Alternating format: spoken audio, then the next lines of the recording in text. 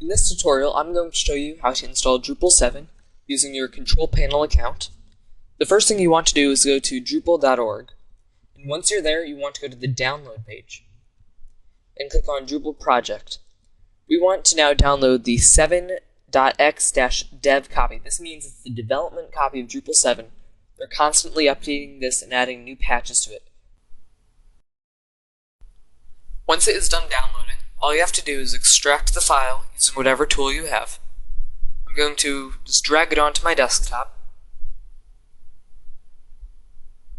The next thing you want to do is rename it. So I'm going to rename it to Demo D7.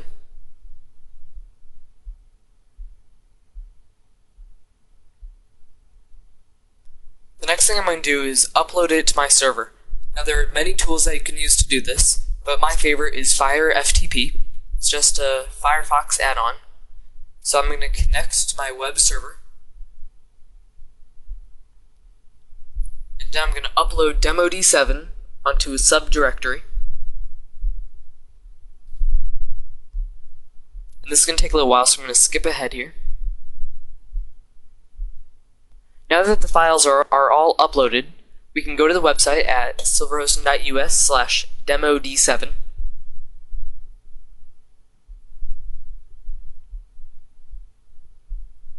And now we get the Drupal installation wizard. I'm going to go ahead and choose the top option because I do want the most commonly used features, such as all the modules and settings. And I'm going to install in English. And the first error we get is the settings.php file needs to be copied. So we're going to copy the default.settings.php to settings.php. And to do this, I'm going to go back to my Fire FTP. I'm going to browse to the file.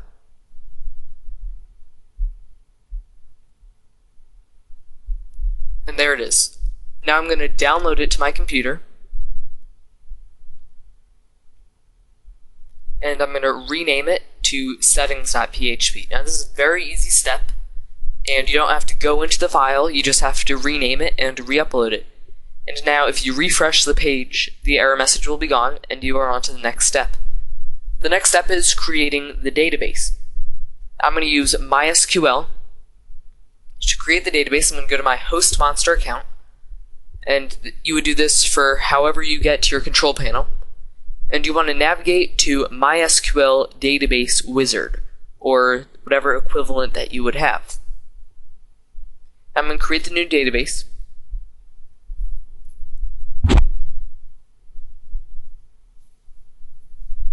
Now I'm going to type in the user, Demo D7, and create a password. Now, since this is a wizard, it will automatically add the user to the database. And I'm going to give it every privilege, and this is required for Drupal, remember. Now I'm going to go back to the Drupal wizard and type in all the information. And a lot of hosting companies have prefixes. On this one it happens to be SilverHO. It stands for Silver Hosting and got truncated.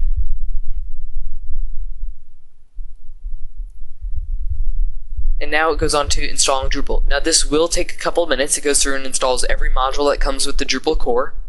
In Drupal 7 there happen to be a couple of new ones, such as the dashboard module. I'm just going to go ahead and skip ahead here one more time. The next step is configure your site. You get to create the initial administrator account that will be on your website.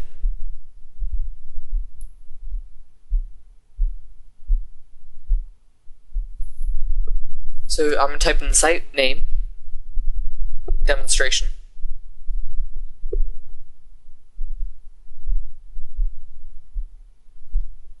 and since this is just a demonstration site, I'm not going to bother typing in any real information. The next page we will see will hopefully tell us that we now have a successful Drupal installation, and we can hopefully go to our new site, and it worked. We have everything checkboxed, which is a very good sign. And we now have a blank Drupal installation with nothing on it.